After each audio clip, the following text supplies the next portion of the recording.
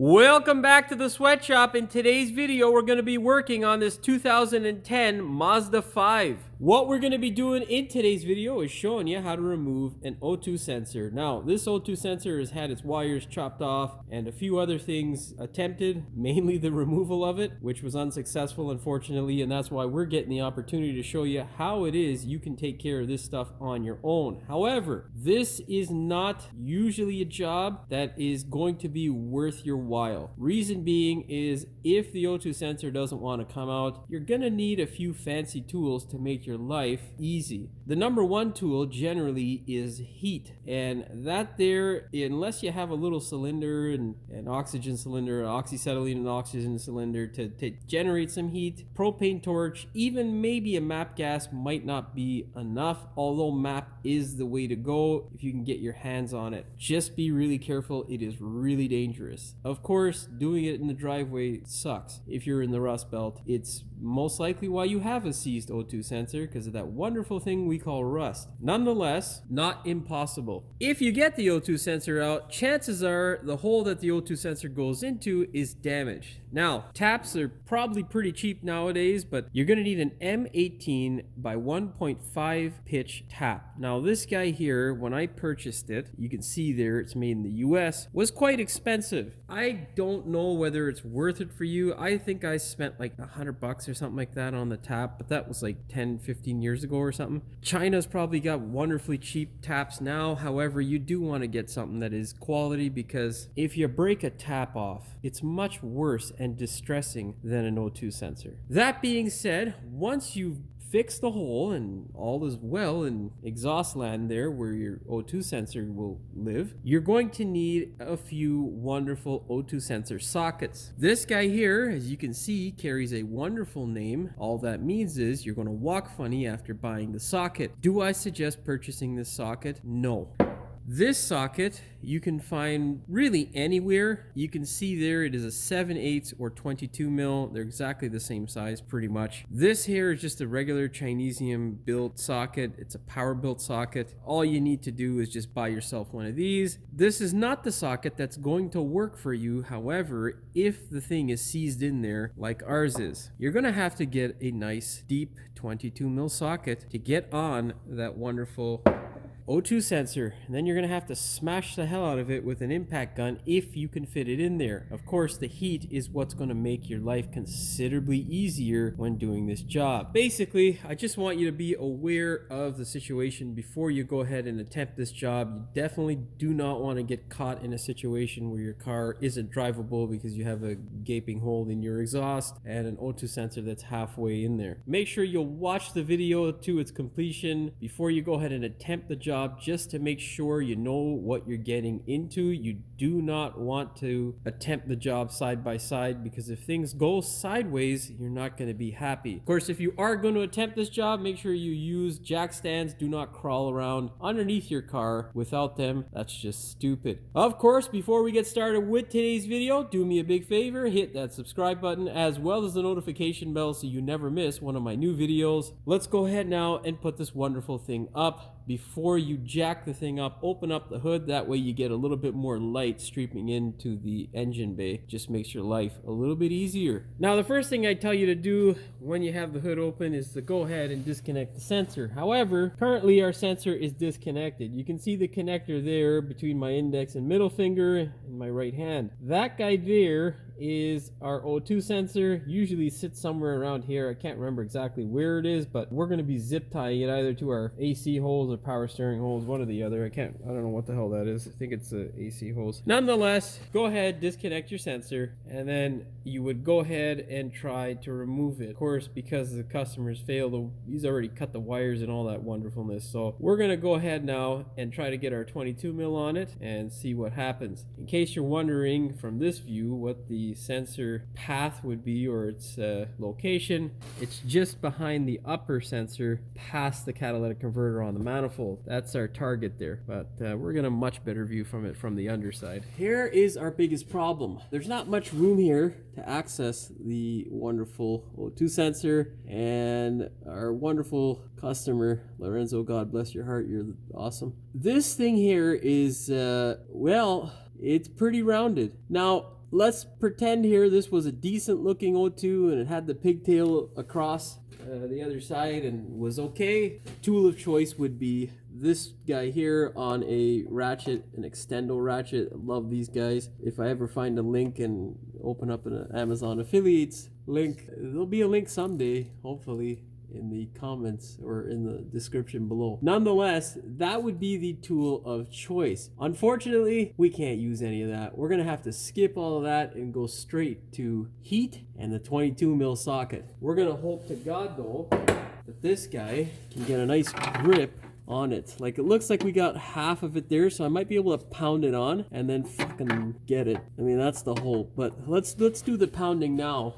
There isn't much to pound on, but you want to make sure you get it on as far as you can. Yeah, we're pretty much on there. So, okay, well, let's go get the heat and we'll start burning into that thing and I'll adjust the camera. In case you're wondering its proximity here, I don't know if I said it or not, but this is the catalytic, the back of the catalytic. The manifold's up that way and the engine, and this guy is right over the power steering rack, just a couple of inches back or a few inches back. So, yeah, let's go start our fresh hell. Should be fun. Okay, so I've got my ratchet in there and test fitted to see how I'm going to be able to break this thing open. With heat, speed is the name of the game. You want to be able to try and start cranking that thing loose as soon as you get the heat off of it. Now, do I suggest you as a DIYer at home doing any of this with heat? No, it's a bad idea. Unless you have experience and you have some sort of training with acetylene oxygen or heat of any sort, like MAP gas or propane, it can be really dangerous really quickly. So make sure you are confident in what you're doing. Last thing you want to do is burn your goddamn house down and your neighbors trying to save a little bit of money. Bad idea. All right, let's fire up some heat. Lord knows we need it, because it's goddamn minus 12 out today, ambient air temperature, which means it probably feels like minus 20 or some ridiculous shit, whatever.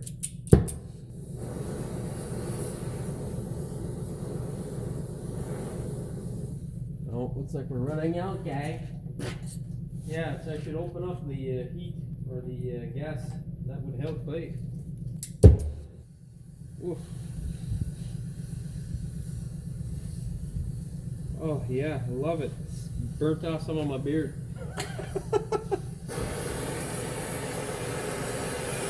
Alright. Make sure you don't light that packing material on fire. All you're going to do if you are doing the heat is move this guy around. Of course, make sure you're wearing safety goggles. A mask wouldn't be a bad idea either, as this shit can get pretty toxic when it starts to burn whatever shit's on the exhaust or oil and whatnot. Oh, yeah, baby, get that heat in there. Now you want to make sure you don't get the surrounding metal around the bung too hot, because when you get to twist it, you might ruin the exhaust bung hole. And that will cause even more problems for you. You might just feel like a bunghole after. And we get that heat nice and dispersed. Try to get it there on the other side. Don't hit the oxygen when you're trying to do it. Alright, now get in there quickly with your ratchet.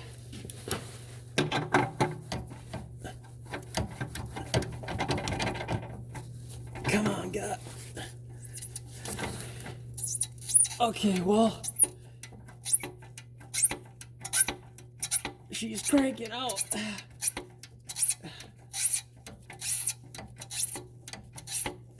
We just gotta keep cranking it as fast as we can. Now, if it starts to feel like it's binding up, it's gonna suck, but you're gonna have to put that heat on again. Yeah, she's twisting sideways, so it's not going to be a good day. Alright, more heat, baby. Now, I do have a electric heater, which not a bad idea. You can use it. However, I find with this sort of stuff, The old school acetylene oxygen works best. I don't want to sit there for, you know, 20-30 minutes trying to get that thing out. Okay. You know what? Let me get an air tool on there. See if I can. Oh, socket's toasty warm. Okay, let's hit it with some more heat. And fucking hope that she comes out, baby.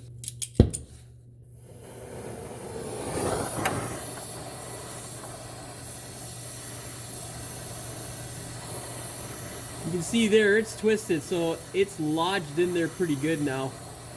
We don't really care. As long as there's some material in there still, we'll be able to tap and get our new O2 sensor in there. But yeah, this is what commonly happens. Get that guy in there. It's fucking... Come on, guy.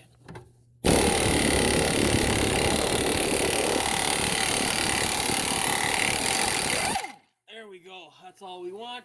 You can see there, that guy, well, it's hard to see with the light, but she's still glowing, and the thread is pretty galled up. So we're gonna have material in there, but yeah, we're gonna have to let that thing cool down. You want it, you know, no more than warm to the touch in order to go ahead and tap that wonderful hole now. Because if you try to get it hotter than that, you're going to end up with issues that tissues won't solve. I can't see this black spot here. I don't know if that was there before or not. Maybe it's from my oxygen acetylene, but I didn't hear a leak when we started it up. Anyhow, that's here nor there. All right, go let shit cool down, take a break, let your eyes fucking focus again, because, well, I wore glasses, but they're tinted, they're not tinted too good, so all I can see is green right now. Okay, we'll be back. Okay, it's real tough to get in there, but essentially you can see up in the top portion there, right there, it is nice and galled up. So what we're gonna do to help ourselves now that it's cooled to the touch is we're gonna go ahead, take a little bit of WD-40, spray it on the tap as well as that hole to make sure that we don't destroy the tap. Okay, we got the taparoonie all happy there with the WD. The camera is right in the way, so I cannot physically get in here. We're gonna have to readjust, put you in the old position there. Oh yeah, baby. Let's get the hole nice and wet. That's what we need. Okay, now let's see if we can get this tap in here. I'm gonna readjust the camera. Okay, so whenever you have a situation like this, what you want to do is kind of see if you can get the tap in there just a bit to see if it's getting in there slowly. Yeah, no, that is fucked. All right, wonderful. Now, nice thing with my tap is a 12 millimeter hex or 12 millimeter 12 point box end on any standard wrench will twist this guy. So I'm going to use my gear ratchet to get in there, but I'm not sure whether I'll be able to record this because I need the room in order to get in there. So we will try our best because my hand won't reach around the opposite way. Yeah, no. So we will try to see what we can do here for you guys at home. Anyhow, let's get in there. No, we're not going to be able to do that. I can't fuck that up. So I'm going to get in there some other way. Okay, let's see how this shot comes out. There we go. We got some light in there. Oh, let's try and get in there with our tap, baby. Now, key is to make sure you get this thing in as straight as possible. Okay. Oh, baby, he's no good. He's no good at all. Oh, shit.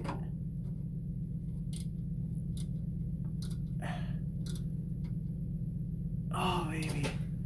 He's no good. Come on, God. What you're trying to do is force the tap in just a bit of pressure as you turn it. Oh, Lord of mercy. Oh, man.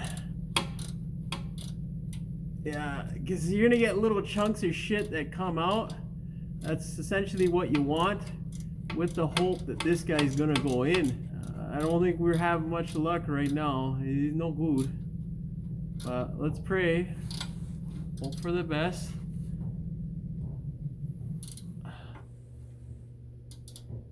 Oh yeah.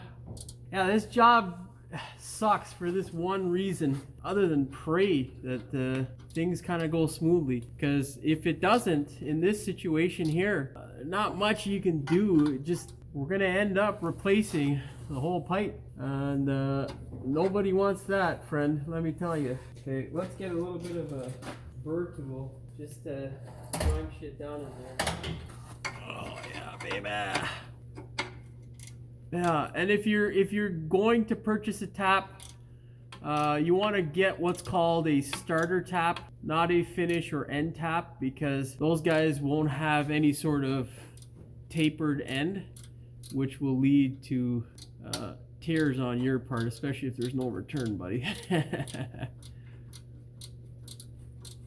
Oh, baby. Yeah, we're not getting any grip here. She's just fuckaroonie doonied in there. Now, the good thing is that you don't usually need much torque to get the O2 sensor in there, so we should be okay with the new one. However, we're pretty fucked right now. We're just trying to take some of the chunks of metal.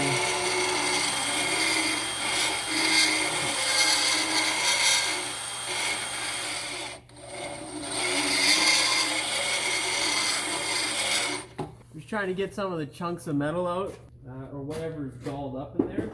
That way we can get this guy to hook, and once it hooks, we should be okay. You know?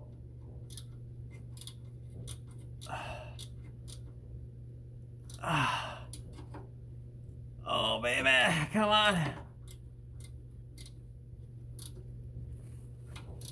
Oh, yeah, it's not going good right now, but it's okay. It can change. Everything can change. Okay, it looks like we're a little bit cocked, but I can't exactly see it very well. Let's see if we can get a 12mm with a stubby in there. So yeah, all this is in an effort to save us from having to replace the pipe because the catalytic is attached to it. And what that usually means is lots of money. You know, if you live in Canada or really anywhere right now, everything's a lot of goddamn money. So yeah, you don't want to. No one wants to fork shit out. So, and because these things have become so technologically advanced, quote unquote, they're just costing people a lot more money. We get any chunks out of there? Just a bit, but nothing significant. Oh, baby. Oh,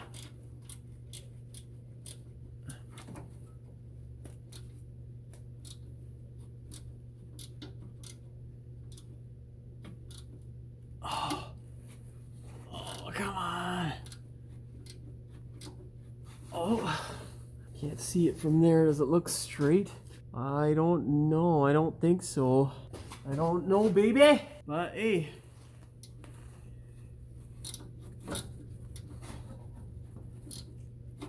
Oh, yeah, there we go. Oh, please, Lord. Let this pile of shit go in there.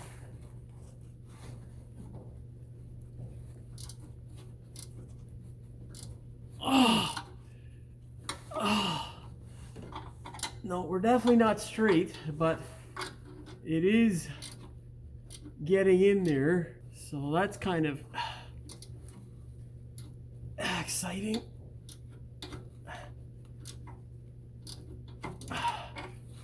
Any chunks there? So what I do is when I take the tap off, you want to take any chunks of metal off. You want to take the debris off because you don't want that shit in the hole.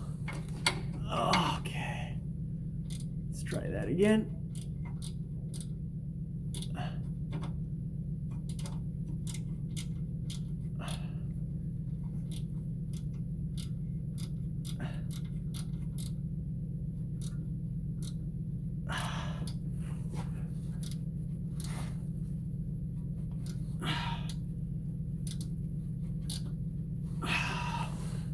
I think we might have got her there. Pray to God.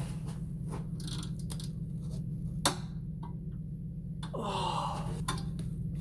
Let's adjust this to a more comfortable angle. We can get that guy to... Fuck. Oh, I think I slipped there. Yeah, we slipped. What it is the top section here isn't hooking. Fuck, I'll tell you, it's nice and cold outside, but when you're doing jobs like this, you get hot internally quick. Because you're putting a lot of pressure trying to get this guy to go in there, and it's not going. Yeah, a few more chunks. That's just such a fucking awkward angle that you can't really, you know, there's not much you can do here.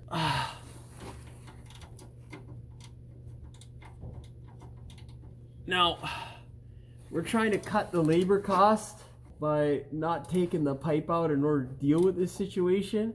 However, you know, as a DIYer, if you're up for it, you can take the pipe out. Okay, because if you do this in a vise, it's much easier to make sure that you're gonna get this thing tapped. However, not always a guarantee.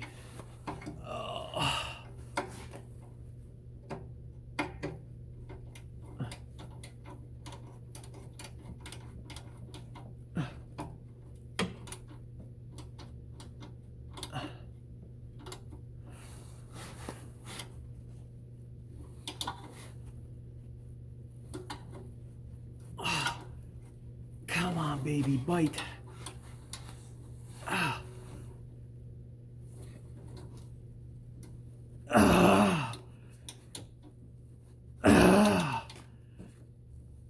Oh, God.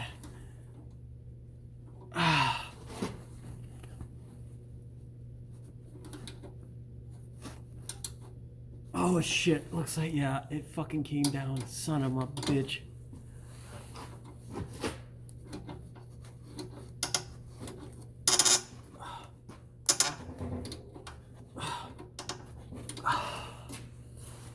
Fuck.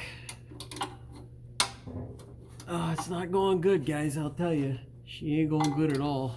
Well, we'll keep trying and we'll figure out a solution. Okay, I gotta go do this off camera because I think 12 minutes of this boringness is way too much. Okay, so good news. We kept trying. It's been, I guess, about another 30-40 minutes. And basically we were able to get the tap in there. I don't know what the threads look like, but we're pretty much in there now. It is going in smooth. What you want to do is go in at least a half of the tap, because that way you ensure that you've created a nice set of new threads that your O2 sensor can go into. And just keep going, and it should be nice and loose. As long as it is, you are good to go. You can pull your tap back out. Okay? But yeah, it's buddy, it is patience. So far I think it's been about an hour and a half and some heat, which you know, it's not the worst thing in the world, but look, you're gonna save yourself quite a bit of money, because one of these stupid catalytic converter pipes from a dealership is upwards of $1,000 plus, so it adds up really quickly. All right, now just keep going. If it starts to bind up and it feels like you're gonna break something, stop. Go the other way, because if you break the tap, especially if you get a Chinesium one, oh boy, just don't even bother, replace the pipe.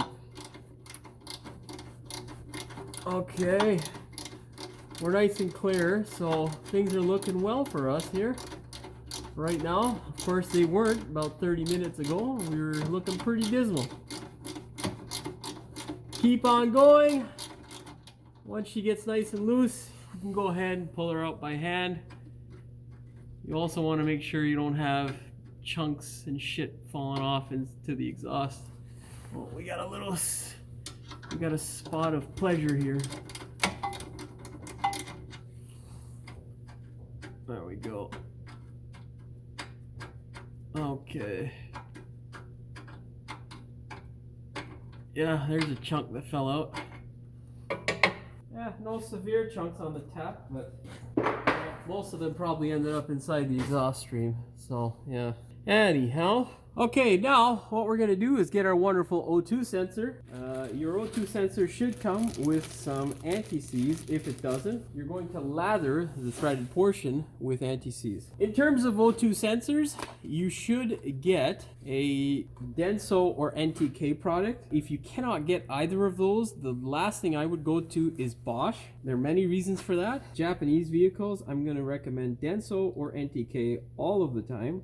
They just work better, to be honest. honest. Give her a nice spread of anti-seize, okay? Obviously, do not get any on the sensor. That's goes without saying. And then you thread this wonderful thing in there. You gotta get in there nice and easy. There we go.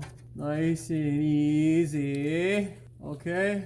Now, for O2 sensors, I never usually check out the torque. I usually do these by hand, kind of like a spark plug. What you're gonna do is give it twist until it is snug, and then you're gonna give it a 3/4 twist, and that should deal with things. If this thing feels like it's too tight, you don't need to. If you are gonna use a torque wrench, go ahead and set it to 25 foot-pounds or 34 newton meters, I think is the equivalent. But anyhow, make sure you check out the appropriate torque spec for your particular application. Go ahead, set that wonderful thing in there, thread it up by hand as much as you can.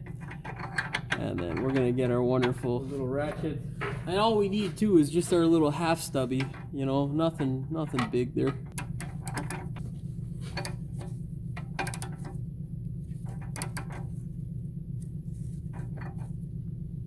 All right, let's give her a little more.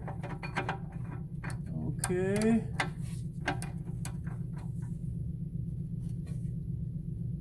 All right, that's all she needs there. Pretty sure that's more than 25, but hey, you know, looks like we're good to go. Now, in regards to this wonderful wire, make sure it doesn't get caught or snagged on anything. We're gonna run this thing closer to the firewall. They didn't send us any nice little clips, but what we'll do is we'll zip tie it to some of the stuff that's there on the firewall to make sure it doesn't get chafed or damaged in any sort of way. Okay, I'm gonna go do that because, well, not really much I can show you there. I mean, well, let's try, fuck. Okay, let's put a zip tie on that little hose there. Yeah, we'll slip a zippy tie in here, right there, and then from the top side we'll go ahead and put that guy in there. That guy is a zip tie right there behind that hose, and that will be sufficient to hold the slack of the wire close to the firewall. All right, success, boys and girls. Woo!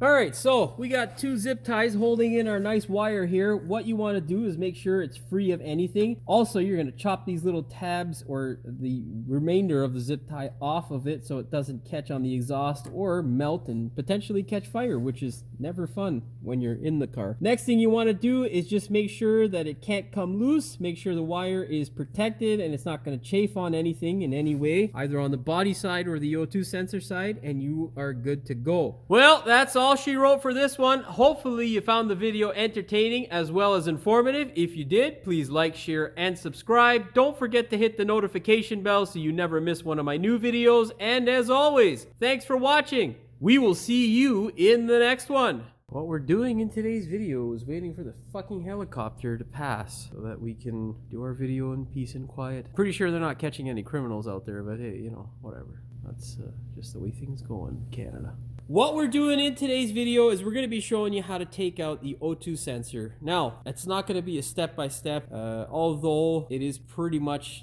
there because I don't know what the fuck I'm saying, dude. Of course, if you are successful in getting the O2 sensor out, well, you're going to need a tap to... What the fuck is this helicopter doing, dude? God forbid it's a fucking accident or something. I pray to God that those people are okay, but...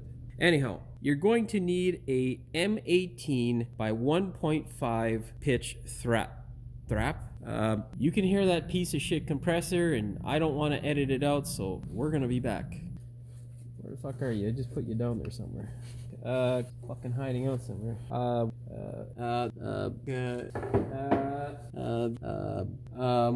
Where the fuck's my WD-40? Where you at? Where you at? To see if it's getting in there slowly. Yeah, no, that is fucked. Alright, wonderful. Fuck off. Put the fucking subframe there, pricks. There we go. Do I have anything small enough? Oh boy. No, I don't have anything small enough. Okay, well, let's just keep going with our tap for now. I didn't autofocus on the last clip, fuck. We should go in there nice and easy. Should go in there nice and easy. You gotta keep saying it to fucking help the thing get in there, you cocksucker. Come on, O2! Particular? Oh, fuck. fuck is Telus want, man? These fucking pricks.